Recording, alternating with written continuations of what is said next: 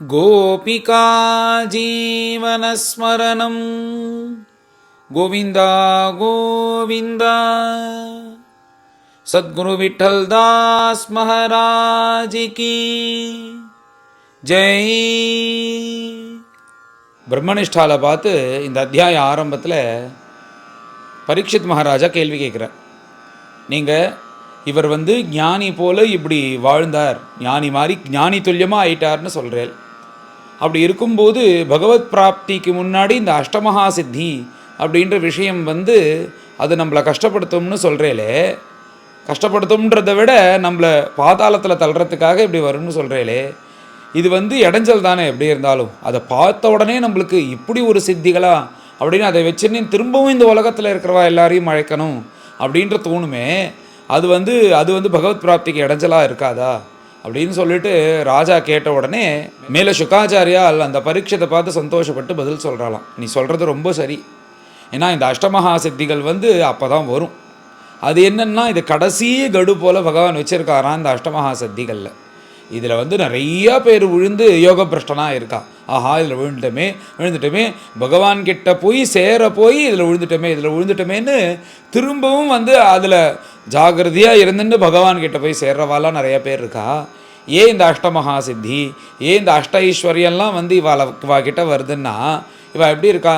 தன்னம இத்திபாசீதா நம்யந்தே அஸ்மி காமான்னு உபனிஷத்தில் சொன்னது போல் பகவான் பகவான் பகவான்னு இது வேண்டாம், நேத்தின்னு இந்த சுகம் வேண்டாம், இந்த சுகம் வேண்டாம், இந்த சுகம் வேண்டான்னு உலகத்தில் எத்தனை விஷயத்தையும் தியாகம் பண்ணி அந்த பகவான் கிட்ட நெருங்கும்போது என்ன பண்ணணும்னா அத்தனை சுகமும் இவனை ஆசிரயித்து நம்ம க்ஷேமத்தை அடைவோம்னு அவங்கிட்ட போட்டி போட்டுன்னு வருமா.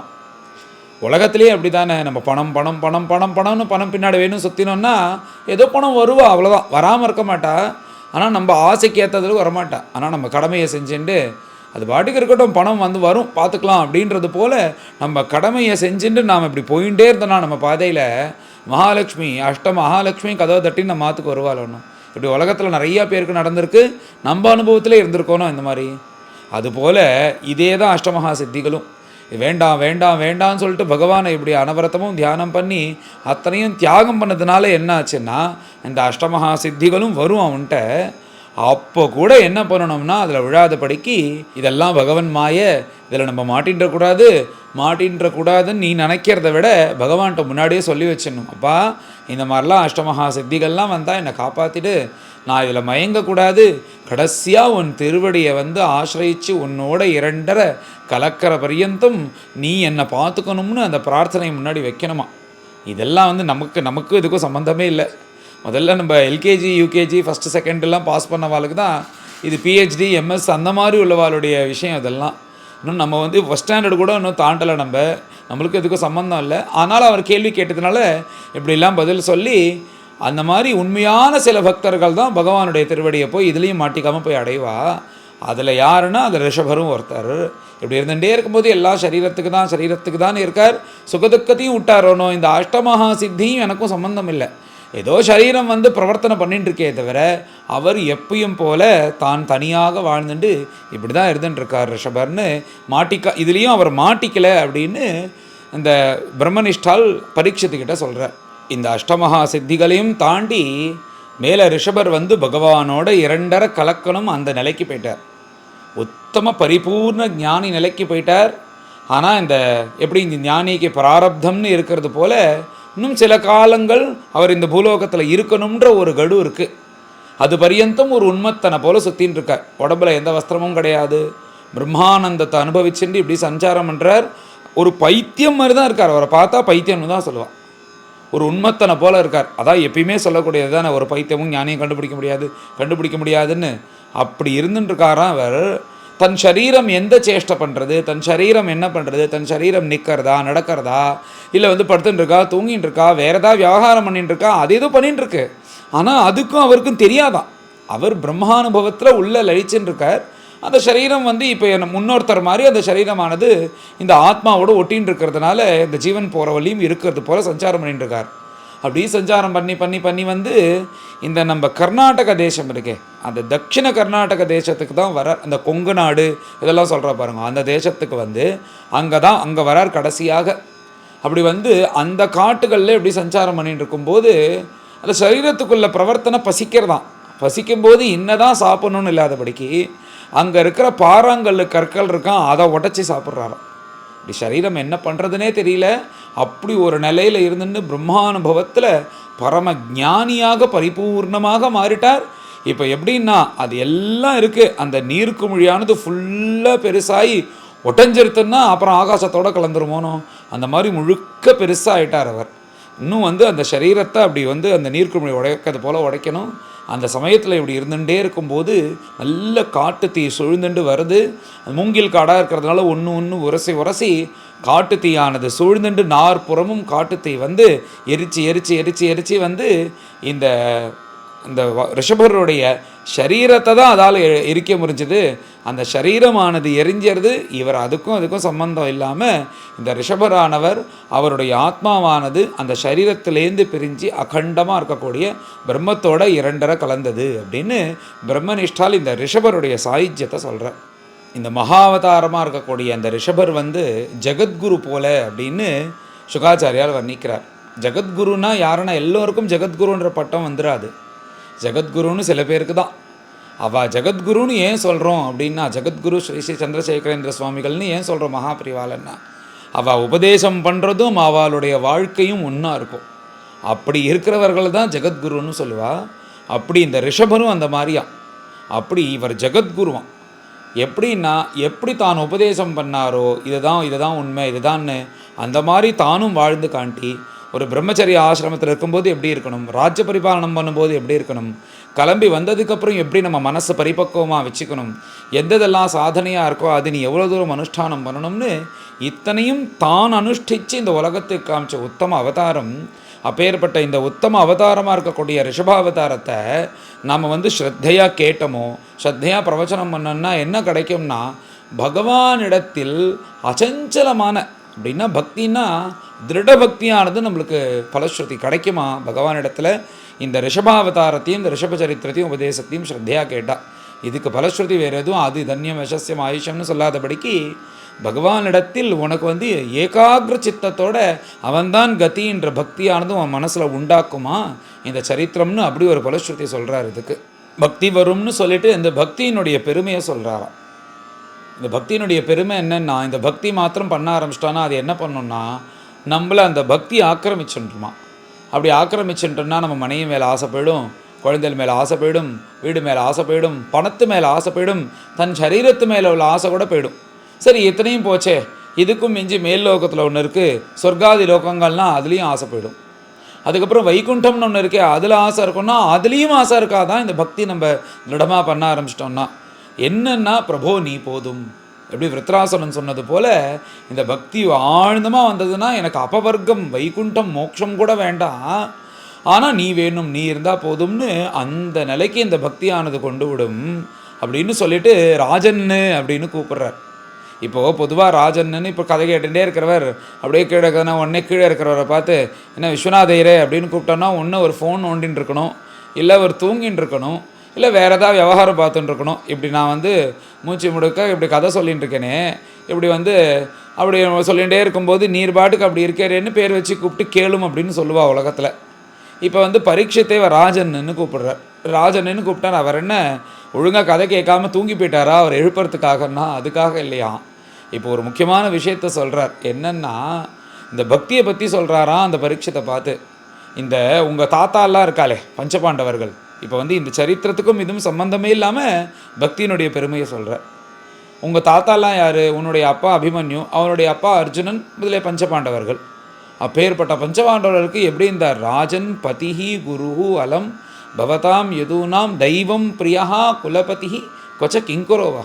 அவன் எப்படி இருக்கான்னா ராஜன் பதிஹி குருஹு, அவன் பத்தியாக இருந்து உங்கள் குடும்பத்துக்கு எப்படி உங்களை நடத்தி அழைச்சின்னு சொல்லுமோ அப்படி அழைச்சின்னு சொல்கிறான். குருவாக இருந்து கீதோபதேசம் பண்ணியிருக்கான். தெய்வமாக இருந்து எல்லா சமயத்துலேயும் வந்து திரௌபதி வஸ்திராபகரணம் இந்த மாதிரி காலத்துலலாம் காப்பாற்றிருக்கான். பரம பிரியனா, பிரியம்னா பிரியம், அப்படி பிரியமா பஞ்சபாண்டவர்கள் மேலே, பஞ்சபாண்டவர்கள் மேலே வச்ச பிரியத்தினால தன் நேரான சம்பந்தியாக இருக்கக்கூடிய துரியோதனன் அந்த துரியோதனனை சத்ருவா பார்க்குறாராம். இந்த பஞ்சபாண்டவர்கள் தான் முக்கியம்னு என்னதான் இருந்தாலும் சம்பந்தின்னு வந்துடுதுன்னா பொண்ணை எடுத்திருக்கோம், பையனை கொடுத்துருக்கோம் அப்படின்ற ஒரு அபிமானம் தானே ஜாஸ்தி இருக்கும். அதுக்கும் மிஞ்சி இந்த சம்பந்தமே இல்லாமல் பஞ்சபாண்டவர்கள்ட்ட அப்படி பிரியமாக இருந்தால் தர்மாத்மாக்களாக இருந்தனால தெய்வம் பிரியா குலபதி. குலபதினா என்னென்னா எதுவாக இருந்தாலும் அவர் சொல்லி கேட்குறது, ஏதாவது ஒரு நல்லது கெட்டது வேணும்னா அவர்கிட்ட போய் கேட்குறது. அப்படி இருந்து இது மாத்திரமும் பண்ணினான்னா கிங்கரோவகா. சில சமயத்தில் பகவான் வேலைக்காரன் போல் வேலை செஞ்சுருக்கானா. என்னன்னா தேர் ஓட்டியிருக்கான், குதிரையை குளிப்பாட்டியிருக்கான். திரௌபதி பரமாறும்போது உட்காந்துட்டு எல்லாருக்கும் பரமாறுவானா. அர்ஜுனனே சொல்லுவானா, நீ எதுக்கு எங்கள் கூட உட்காந்துக்கிற, நீ திரௌபதி கூட பரமாறிட்டு அடுத்த பந்தியில் உட்காந்துக்கோன்னு இப்படிலாம் ஹேளனம் பண்ணியிருக்கான். அந்த அர்ஜுனனுடைய காலை பிடிச்சி விட்டுருக்கான். இப்படி இத்தனை பண்ணி கொஞ்சி குலாவிருக்கான் அவங்க பஞ்சபாண்டவர்களை. அது இத்தனையும் ஏன் பண்ணுறோம்? இப்படி ஒருத்தருக்கெல்லாம் இத்தனையும் பண்ணுறோன்னா அதுக்கு காரணம் என்ன? அவர்கள் மேலே அப்படி ஒரு பிரியத்தை வச்சதுனால தானே. அந்த பிரியத்தை வெளிப்படுத்துறதுக்காக இத்தனை காரியத்தை பண்ணான் பகவான். அப்படி பிரியம் வச்சிருந்த அந்த பஞ்சபாண்டவராக இருக்கக்கூடிய அவங்க தாத்தாக்கு பிரியத்தினால தன்கிட்ட இருக்கிற உயர்ந்த சொத்தாக இருக்கக்கூடிய முக்தியை கொடுத்துடலாம், மோட்சத்தை வேணாலும் கொடுத்துருவான். ஆனால் பக்தி அவனால் கொடுக்கவே முடியாது அப்படின்னு சுகாச்சாரியால் சொல்கிறார். அதனால தான் இந்த பக்தி வேணும்னா மகான்களை ஆசிரியக்கணும், மகான்களை ஆசிரியக்கணும்னு பகவானே சொல்கிறாரு. என்கிட்டவா எல்லா கிடைக்கும்னு கபிலவாசுதேவன்லேருந்து வரிசையாக சொல்லும்போது என்ன சொல்கிறா? பக்தி வேணும்னா நீ மகான்கள்கிட்ட தான் போகணும், சத்சங்கள்கிட்ட தான் போகணும், சத்சங்கத்தை தான் போகணுன்னு ஏன் சொல்கிறான்னா பக்தி அங்கே தான் கிடைக்கும். ஒரு கால் அவன் நினச்சான்னா உங்கள் தாத்தாமார்களுக்கு பஞ்சபாண்டவர்களுக்கு முக்தியை வேணால் கொடுத்துடலாம், தன்னுடைய சொத்தாக இருக்கக்கூடியது. ஆனால் பக்தியை கொடுக்க முடியாது. அந்த பக்தி தான் முக்தியை விட உயர்வு அப்படின்னு இந்த சுகாச்சாரியால் பரீட்சத்தை பார்த்து சொல்கிறார். அந்த பக்தி விஷயத்தை சொல்லிவிட்டு அந்த சம்பந்தமே இல்லாத ஸ்லோகம் பரீட்சத்தை பார்த்து இப்படி பக்தியினுடைய பெருமையை சொல்கிறார். இப்படி பக்தியினுடைய பெருமையெல்லாம் சொல்லி இந்த உலகத்தில் யார் எப்படி வாழணும், எந்தெந்த ஆசிரமத்தில் எப்படி இருக்கணும்னு இப்படி உயர்ந்த மார்க்கத்தை சொல்லி கொடுத்து நம்மளுக்கு வழிகாட்டி கொடுத்த அந்த ரிஷபருக்கு நமஸ்காரம் அப்படின்னு பிரம்மனிஷ்டால் சாஷ்டாங்கமாக நமஸ்காரம் பண்ணுறாரா. பிரம்மனிஷ்டால் எல்லா அவதாரத்துக்கும் நமஸ்காரம் பண்ணுறதில்ல, சில முக்கியமான அவதாரங்களுக்கு தான் பண்ணுறார். ராமச்சந்திர பிரபுவுக்கு ஆரம்பத்துலேயும் பண்ணுறார், கடைசியிலையும் பண்ணுறார். கிருஷ்ணருக்கும் அப்படி தான் ஆரம்பத்துலேயும் கடைசியிலையும் பண்ணுறார். அந்த மாதிரி சில அவதாரங்களுக்கு தான் நமஸ்காரம் பண்ணுறார். அதில் இந்த ரிஷபருக்கு எழுந்து சாஷ்டாங்கமாக நமஸ்காரம் பண்ணுறாராம். இப்படி ஒரு கருணாமூர்த்தியாக அவதாரம் பண்ணி உபதேசம் பண்ணி எல்லாருக்கும் காண்பிச்சே பிரபு அப்படின்னு சாஷ்டாங்கமாக நமஸ்காரம் பண்ணி இந்த ரிஷபர் தேவருடைய சரித்திரத்தை இந்த அத்தியாயத்தில் பூர்த்தி பண்ணுறார். மேலே எல்லோரும் கலந்து பாராயணம் பண்ணுவோம். அச்ச ஷஷ்டோத்யாய ராஜோவாச்ச நனூனம் பகவன் ஆத்மா ராமாணாம் யோகசமீரித ஞானாவபர்ஜித கர்ம பீஜானாம் ஐஸ்வர்யாணி புனః க்லேஷதானி பவிதுமர்ஹந்தி யதிர்ச்சயோபகதானி. ரிஷிருவாச்ச சத்யமுக்தம் கிந்த்விஹவா ஏகேன மனசோ அத்தா விஸ்ரம்பம் அனவஸ்தானஸ்ய ஷடகிராதைவ சங்கச்சந்தே ததா சோக்தம். ந குர்யாத் கர்ஹிசித் சக்யம் மனசி ஹ்யனவஸ்திதே யத்விஸ்ரம்பாத் சிராத் சீர்ணம் சஸ்கந்த தப ஐஸ்வரம் நித்யம் ததாதி காமஸ்ய சித்ரம் தமனுயேரயः யோகினः கிருதமைத்ரஸ்ய பத்யுர்ஜாயேவ பும்ஸ்சலி காமோ மன்யுः மதோ லோபः சோகமோகபயாதயः கர்மபந்தஸ்ச யன்மூலः ஸ்வீகுர்யாத் கஹ நூ தத்புதः. அதைவம் அகிலலோகபாலலலாமோபி விலக்ஷணைः ஜடவத் அவதூதவேஷபாஷா சரிதைः அதிவிலக்ஷித பகவத் பிரபாவः யோகினாம் சாம்பராய விதிம் அனுசிக்ஷயன் ஸ்வகலேவரம் ஜிஹாசுஹு ஆத்மனி ஆத்மானம் அசம்யவஹிதம் அனர்த்தாந்தரபாவேண அன்வீக்ஷமாணः உபரதானுவృத்திः உபரராமா தஸ்ய கவாவ ஏவம் முக்தலிங்கஸ்ய பகவதः ரிஷபஸ்ய யோகமாயாவாசனயா தேக இமாம் ஜகதீம் அபிமானாபாசேன சங்கிரமமாணः கோங்கவேங்ககுட்டகான் தக்ஷிணகர்நாடகான் தேசான் எதிருச்சயோபகதः குட்டகாச்சலோபவன ஆஸ்யகிருதாஸ்மகவல உன்மாத இவ முக்தமூர்தஜः அசம்வீத ஏவ விசசாரா அச்ச சமீரவேக விதூத வேணு விகர்ஷண ஜாதோக்ரதாவானலः தத்வனமாலேலிஹானः சஹதேன ததாக யஸ்ய கிலானுசரிதம் உபாகர்ண்ய கோங்கவேங்ககுட்டகானாம் ராஜார்ஹன்னாமோபசிக்ஷ்ய கலௌ அதர்மவுத்கிருஷ்யமானே பவிதவ்யேன விமோஹிதः ஸ்வதர்மபதம் அகுதோ பயம் அபஹாய குபதபாகண்டம் அசமஞ்சசம் நித்யமனீஷயா மந்தः சம்பிரவர்த்தயிஷ்யதே येन गवावकलो मनुजापसदाः देवमायामोहिताः स्वविधिनियोगशौचचारित्रविहीनाः देवहेलनानि अपौव्रतानि निजनिजेच्छया गृह्णानाः अस्नान अनाचमन अशौचकेशोल्लुञ्चनादीनि कलिना अधर्मबहुलेन उपहतधियः ब्रह्मब्राह्मण यज्ञपुरुषलोकविदूषकाः प्रायेण भविष्यन्ति ते च ह्यर्वाक्तनया निजलोकयात्रया अन्धपरम्परया आश्वस्ताः तमस्यन्धे स्वयमेव प्रपतिष्यन्ति अयमवतारः रजसोपप्लुत कैवल्योपशिक्षणार्थः तस्यानुगान् श्लोकान् गायन्ति अहो भुवः सप्तसमुद्रवत्या द्वीपेषु वर्षेषु अधिपुण्यमेतत्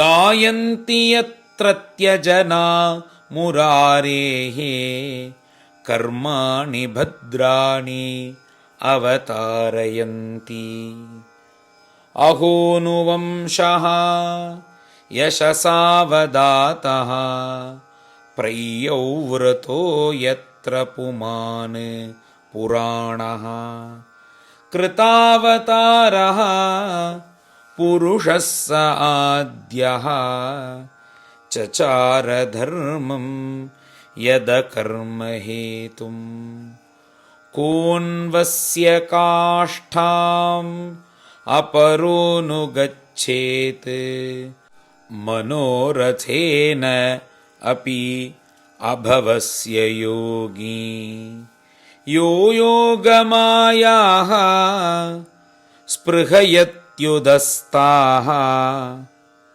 ह्यसक्तया येन कृतप्रयत्नाः इति हस्म सकलवेदलोक देवब्राह्मणगवां परमगुरोः ऋषभाख्यस्य विशुद्धाचरितमीरितं पुंसां समस्तदुश्चरिताभिहरणं परममहामङ्गलायनम् इदमनुश्रद्धया उपचितया अनुशृणोति आश्रावयति वावहितो भगवति तस्मिन् वासुदेवे एकान्ततः भक्तिः अनयोरपि समनुवर्तते यस्यामेव कवयः आत्मानम् अविरतं विविधवृचिन संसारपरितापोपतप्यमानम् अनुसवनं स्नापयन्तः तयैव परया निर्वृत्या ह्यपवर्गम् आत्यन्तिकं परमपुरुषार्थमपि स्वयमासादितं नो एवाद्रियन्ते भगवदीयत्वेनैव परिसमाप्त सर्वार्थाः राजन्पतिर्गुरुरलं भवतां यदूनां दैवं प्रियः कुलपतिः क्वच किङ्करो वः अस्त्वेवमङ्ग भगवान् भजतां मुकुन्दः मुक्तिं ददाति करिहिचित् स्म न भक्तियोगम् नित्यानुभूत निजलाभनिवृत्ततृष्णः श्रेयस्य तद्रचनया चिरसुप्तबुद्धेः लोकस्य यः करुणया अभयमात्मलोकम् आख्यान्नमो भगवते ऋषभाय तस्मै श्रीहरये नमः।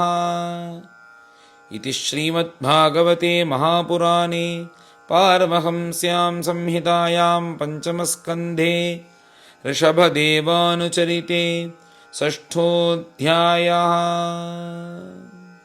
गोपिका जीवनस्मरणं गोविन्द गोविन्द।